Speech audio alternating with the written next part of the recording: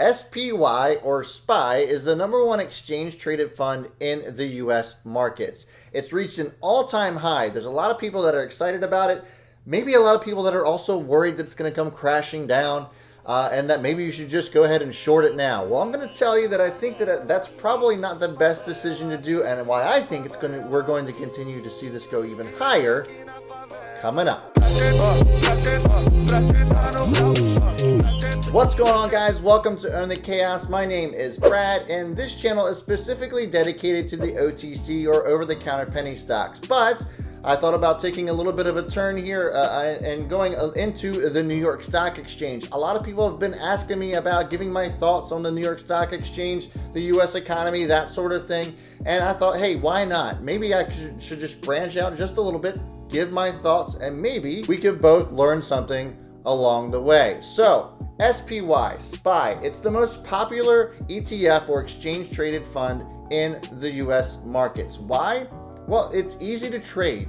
If you look at from a technical standpoint, it's very easy to trade from the average Joe to the Wall Street guru. It doesn't matter. It's super easy to trade, and it's very liquid. It's actually trading almost 10 times as frequently as Apple. To put that in perspective, it's very popular. It's very easy to use, and it's reached all-time highs. And there might be some worry with some people in the U.S. economy, the U.S. markets, where we go from here. It's reached all-time highs. I'm going to actually show you on my screen WeTrade HQ. It's a platform that I've created along with my partner Jake, where I can go and do technical analysis. And I'm going to explain to you some of the technical reasons from my perspective why I think SPY is going to continue. And I'm going to go into a little bit more of a fundamental standpoint as well, and talk about the Federal Reserve and how that impacts SPY and why I think that it's going to continue going up because of those reasons as well. So let's get started on the S&P 500. So let's get started on looking at this from a technical perspective. So when looking at SPY on the daily chart, taking a long-term approach on SPY here. Again, this is WeTradeHQ.com, where you can search your favorite tickers and utilize our integrated trading view charts, talk about it amongst your friends, and really learn and grow and celebrate each other's success. It's a great community to be a part of. It is absolutely free to join. So here we go. Looking at the SPY chart here, this is the daily chart. I have Bollinger Bands, RSI pulled up, and it's really kind of simple.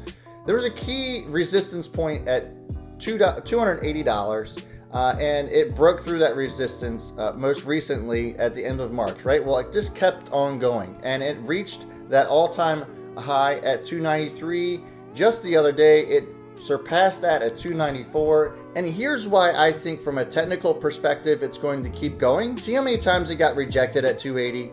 It got rejected at 280 several times. And when it did that, it just increased the strength of this and really allowed it to continue to test that all-time high at 293. Well, when it broke 293, breaking 293 is another key resistance that I think is really important that it broke. And I think that we'll continue to see highs throughout this, not just from a technical standpoint, but also because of this. So if you go to CME Group, this is a website that basically gives you a snapshot on the probability of the Federal Reserve raising interest rates. And why does that matter? So for those of you who you're just getting into this game, maybe you're just starting to learn how to trade, maybe you don't even understand how the Federal Reserve works. Well, I actually like to give you a good definition from Investopedia, and then I can elaborate a little bit further on this. But the federal funds rate refers to the interest rate that banks charge other banks for lending them money from the reserve balances on overnight basis. By law, banks must maintain a reserve equal to a certain percentage of their deposits in account at Federal Reserve Bank. Any money other than the reserve that exceeds the required level is available for lending to other banks that might have a shortfall. That is a really complicated way of saying these banks are required by law to sustain a certain interest rate to lend out to people, and this would trickle down to things like mortgage rates, car interest rates, even credit cards. This all trickles down and it affects the economy overall, thus affecting the S&P 500, thus affecting SPY. So the ETF SPY is very dependent on the Federal Reserve. And if we go back again to the CME Group website, looking at January 20th, the forecast for January 20th, the probability that the rate hike is going that a rate hike is going to take place is zero. They literally have this is a very reputable, very reliable website. If you want to go check them out, they are really spot on with a lot of their forecasts and that sort of thing. But look, rate hike is at 0%. No change is 28.8%. And here's the thing, the ease of interest rates is at 71%. So that tells me that I would think from a long-term perspective that SPY or SPY, the S&P 500, the US economy overall is going to experience, again, another surge up because of the very likelihood that the interest rates could be lowered from the Federal Reserve. Now, to just give a little bit more perspective on why the Federal Reserve may even lower interest rates after they've already been at a pretty low rate up to this point. Well, if you pull up the latest US GDP growth for quarter one, according to Yahoo Finance, the US economy grew an annualized 3.2% in the first quarter of 2019, breezing past expectations of 2%. For those of you who don't know, it blew that expectation away. Blasting by 1.2% is actually a huge deal, even though it might not seem like it as it is just 1%.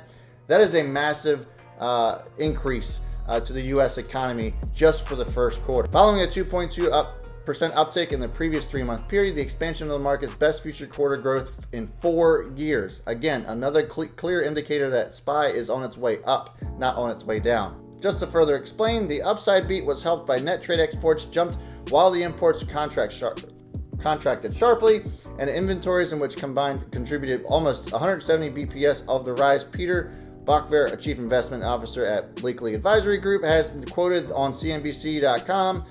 Notably, imports saw the steepest drop, down 3.7% since the fourth quarter of 2012. However, consumer spending, which accounts for more than 2/3 of the U.S. GDP, was just up 1.2%, 0.2 more than expected, as an increase on spending services and non-durable goods offset a decline in spending in durable goods. So the demand in this sense is still very much high. The U.S. economy overall is doing quite well. Therefore, the S&P 500 should do quite well. This all translates to companies spending more, providing more jobs.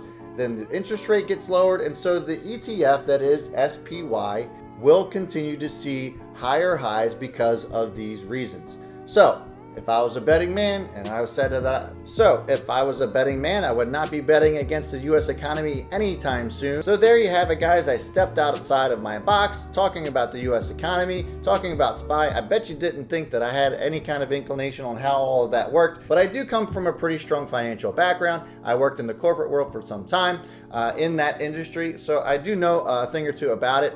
I'm not going to sit here and say that I'm the expert of all experts, but I have a pretty good grasp on how I think SPY may do moving forward. So if you're a betting man, I wouldn't be betting against the U.S. economy. And for that reason, how about you give me a thumbs up and subscribe to this channel if you want to see more content such as this, and let me know, how did you feel about me stepping outside of my box? Leave some comments below and let me know what your thoughts are on SPY. Did I hit the nail on the head, or am I way off base here? Or what are your thoughts on SPY or SPY as an ETF moving forward into the future? And if you're visiting this channel for the first time and you want to be a part of a community of like-minded individuals where you can learn and grow and celebrate each other's success, I highly encourage you to check out WeTradeHQ.com. It's a free platform for anybody to join, and we have so many folks in there that are trading in all areas of the market. I primarily trade penny stocks. That's where I find a lot of success, and that's what I do for a living. I also have a live mentorship where I go live with folks from 9 a.m. to 10 a.m. Eastern time, dissect some of the potential catalysts that may send these stocks moving in the morning. Then we execute that plan after the market opens. I'm with them throughout the day in a private chat group as well. It's a really great community to be a part of too. So if you want to if you're interested in checking that out, the links are in the description below as well. And that's it for me, guys. Thank you so much for tuning in. As always, I will see you all before the bell, and B. Smith is out.